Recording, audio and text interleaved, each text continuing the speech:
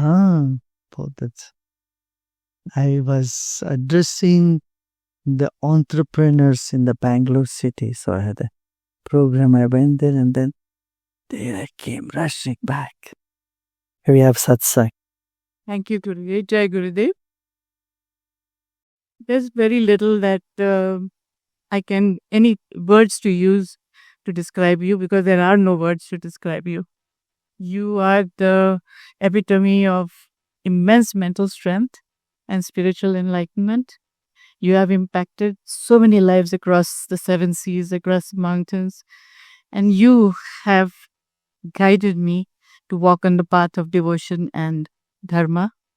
I thank you for that, and I hope I can stay on the straight and the narrow. Thank you. With your permission.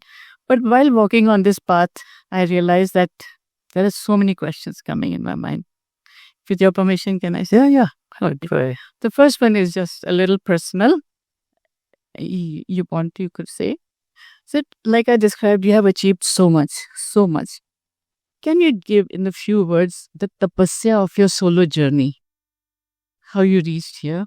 And second, are you fulfilled?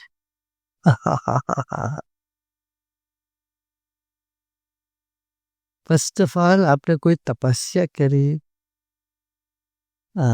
You were asking whether I did some tapasya. I would say no. No.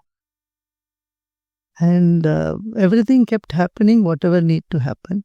It just happened. And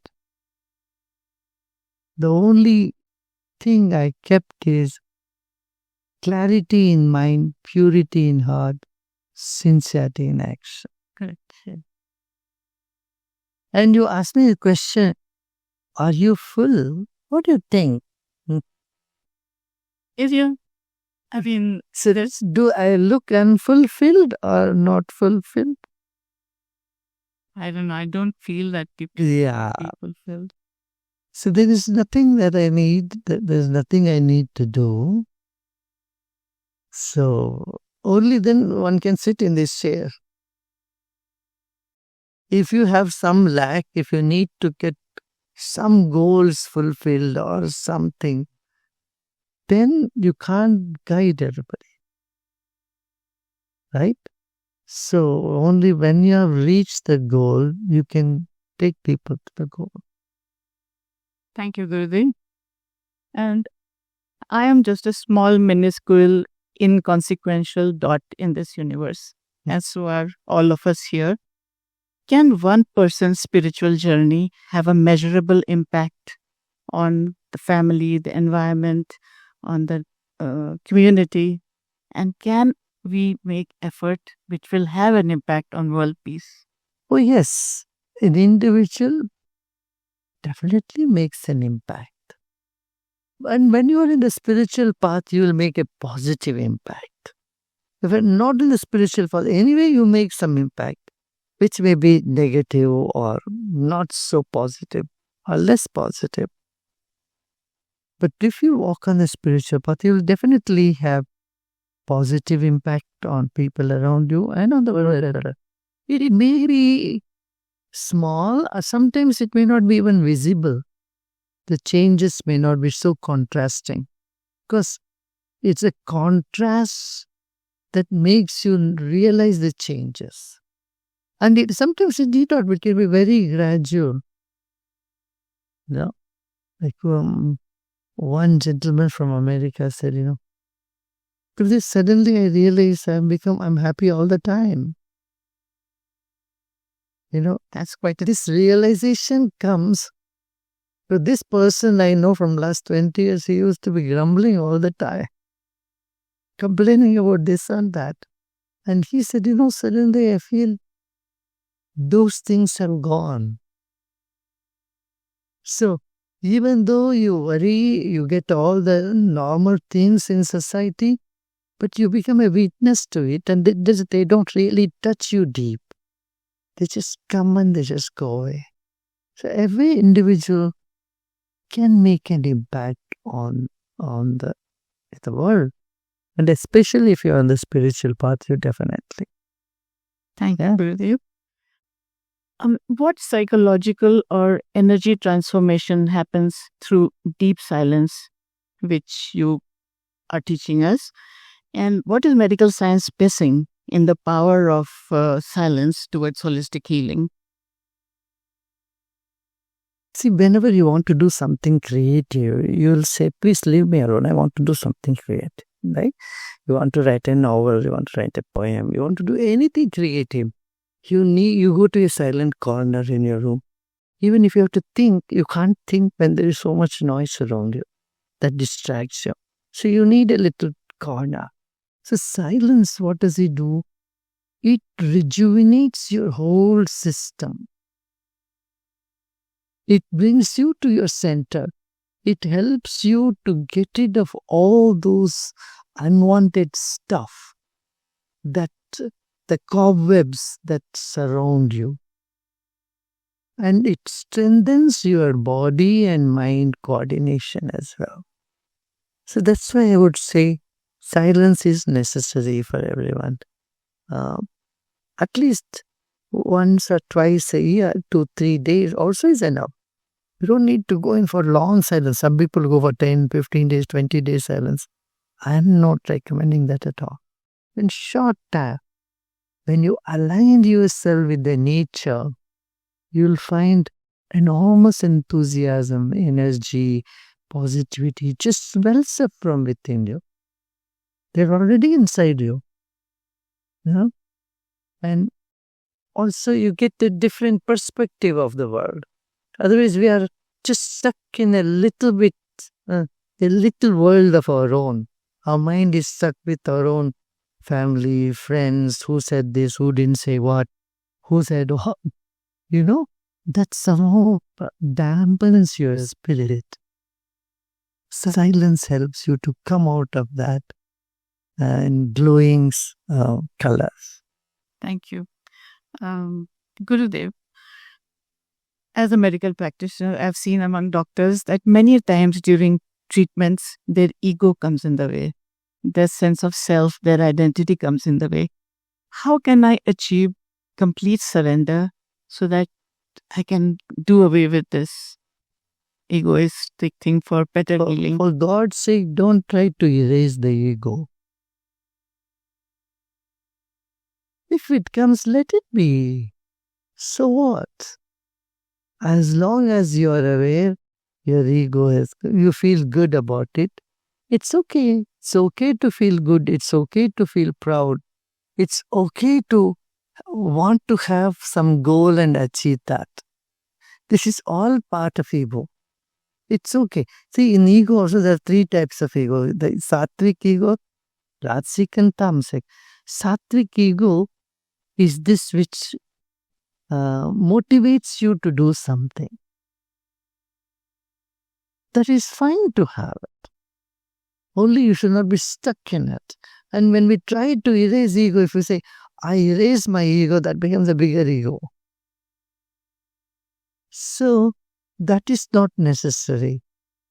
So that's I usually say, if you find you have an ego, I say just keep it in your pockets.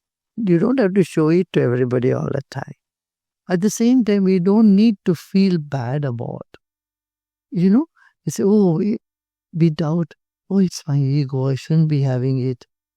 And we try to pull ourselves back. That creates complication in our psyche. Just a couple more questions, Gurudev. Yeah. So you speak about breath being the bridge between mind, body, and spirit. Is there anything else that we are missing that could bridge this gap between the mind, body, and spirit? Mind, body, and spirit. Breath is, of course, the link. With the breath, what happens is the mind, body gets purified and it aligns with the spirit. And that is devotion. The spirit plays its role.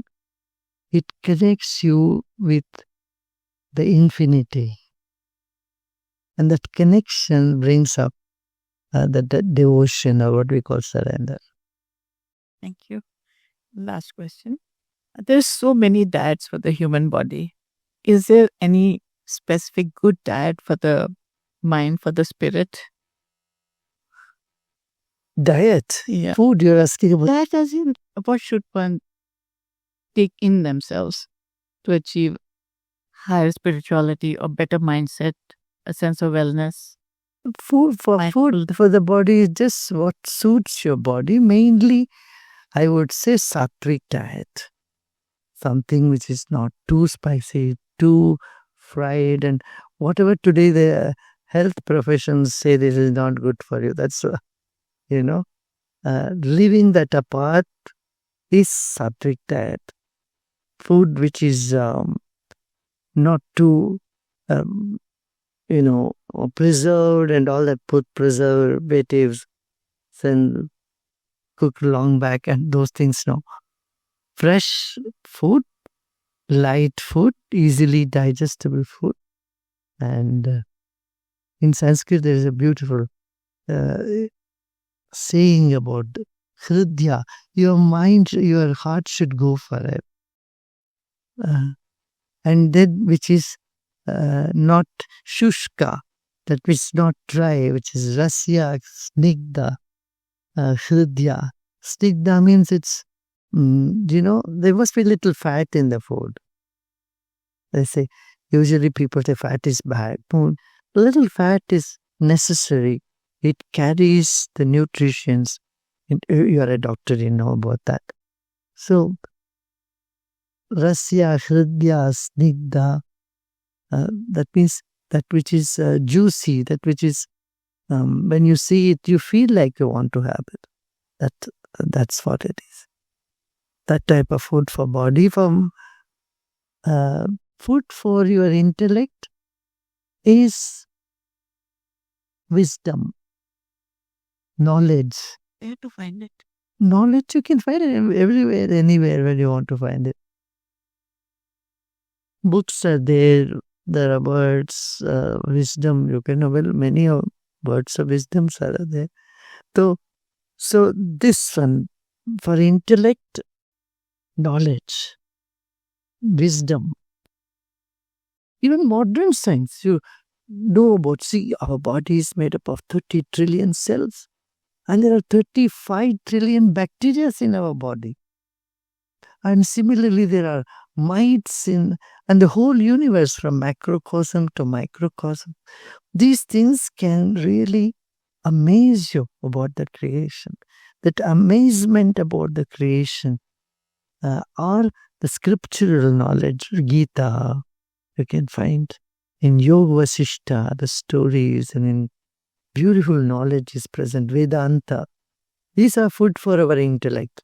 Or even just sitting and wondering, who am I? What is this universe? What is life about? Is this the only life? Have I been in the past also? These are the self-inquiry which can lead you into knowledge. This is food for our intellect. And food for the mind is music. So we can balance our right brain and left brain activity. Then food for the soul, if you ask me, Meditation. that's it. Meditation. Gurudev, your calm words, your wisdom, your wise words have such, it's like beautiful rain into my senses. Thank you so much. And I'm sure all of you have also enriched yourselves, your lives, and your minds with Gurudev's advice, words of wisdom. Thank you so much. I'm so humble. Lovely. Lovely.